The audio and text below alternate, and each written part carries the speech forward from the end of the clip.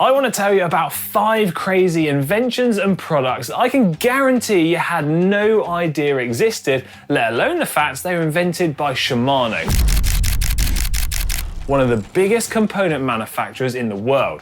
I'm talking air-powered gears, weird group sets, linked front and rear brakes, automatic shifting from the 1960s, and what was possibly the first and worst bike disc brake ever.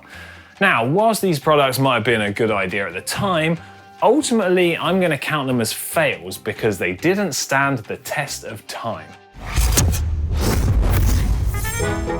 For those of you who don't know, Shimano was founded way back in 1921 by Shozaburo Shimano under the name Shimano Ironworks before eventually being shortened to Shimano. The company focused on repairing industrial machines first before the switch to cycling products a year later, their first product being the freewheel, which was a huge success. Since then, there have been countless innovations and developments. Admittedly, some were slightly more successful than others, but in this video, I want to highlight the products which fascinated me, plus, of course, a few crazy extras at the end, which kind of blew my mind when I saw they were also invented by Shimano. Anyway, I'm going to kick this off and start with what, in my opinion, was the most interesting invention I saw: Shimano Airlines. Nope. Not a huge company pivot into the aviation industry, but a gear shifting system designed to be free from the constraints and frictions of cable systems. Now, in case you haven't guessed it already, it was operated via compressed air. Now, the development of the Shimano Airlines shift system took place in the late 1990s and primarily focused on downhill mountain bike racing, where the speed of shifting was crucial, and this was also done under a lot of pressure. The boffins at Shimano HQ set to work developing a system that used a pressurized air canister linked together via hoses and a special rear derailleur, and also used the concept of split shifting, meaning the left hand for upshifts, right hand for downshifts. From videos online, it's pretty crazy to hear the noise that this system made while it was changing gear, and it's like nothing I've ever experienced before.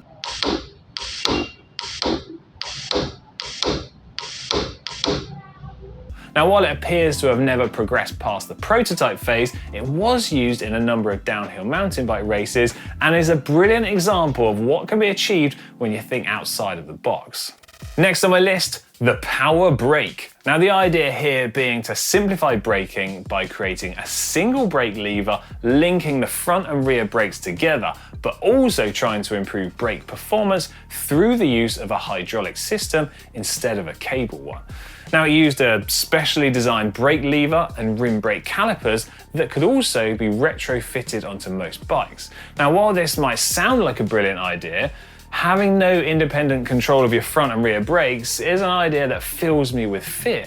But back in the 1960s and 70s, it was designed to make bikes easier to use and solve the issue that brake power was generally very poor from the existing cable setups.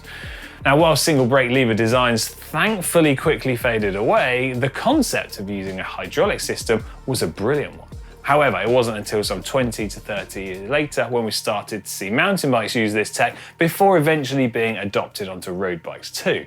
Now, there is of course one very big downfall to this design, and one that has not been documented anywhere as far as I know, and that is the fact you have no ability to do skids with the power brake, which, as we all know, doing skids makes you very, very cool. Okay, more group set chat next with a series called Capreo from the year 2000.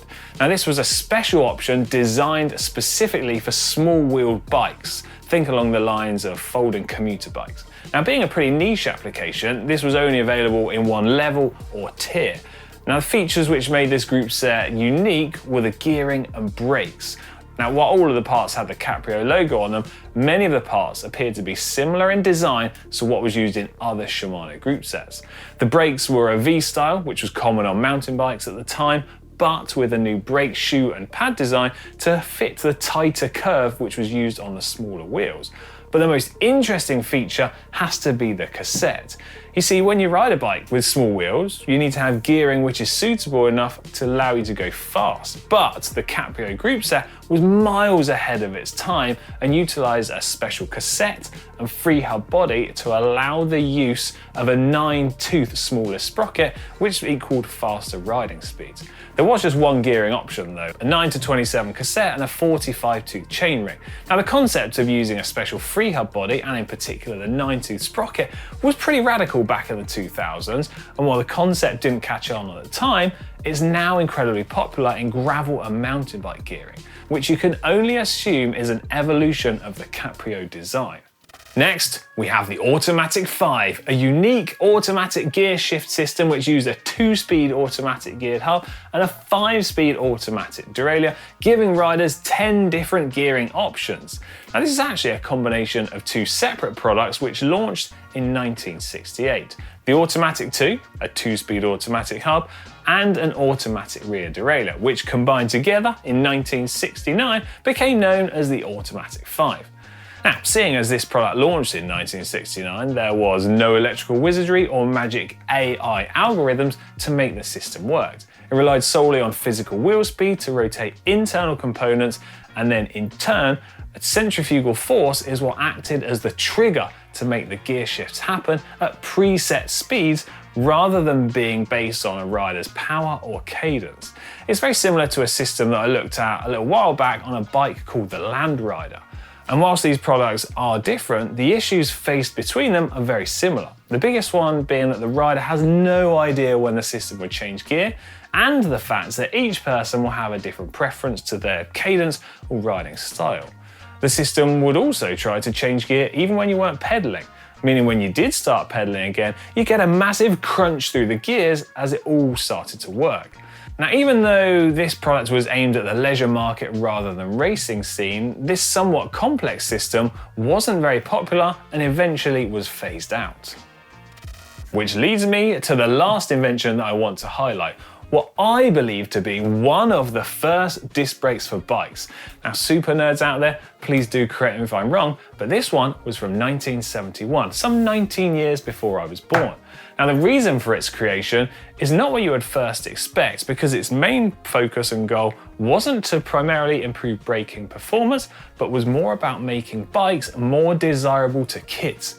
You see, in the 1960s and 70s in Japan, bikes were super popular amongst kids, and then those same kids also loved seeing sports cars, which among many cool things featured disc brakes. So in what can only be described as a genius move, someone came up with the idea of putting disc brakes onto a bike. And it looked interesting to say the least. A cable-operated twin pivoting arm design which clamped onto a very large metal rotor.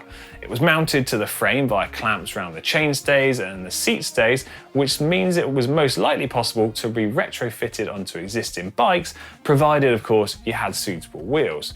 Now, although disc brakes are commonplace these days, their popularity faded in the 70s and 80s before becoming popular in the mountain bike world in the late 1990s. So those are the things and products which I found most interesting, and hopefully you did too. So please do let me know in the comments section if you think there are any other crazy products out there in which I should have covered.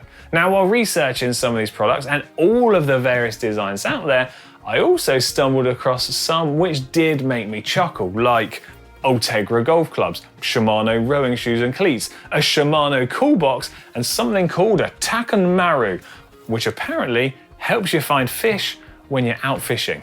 Caught my first fish. Who knew? Anyway, there you go, a bunch of interesting and slightly crazy products and designs that in some way or other have paved the way for modern technology and the kind of components that we see today.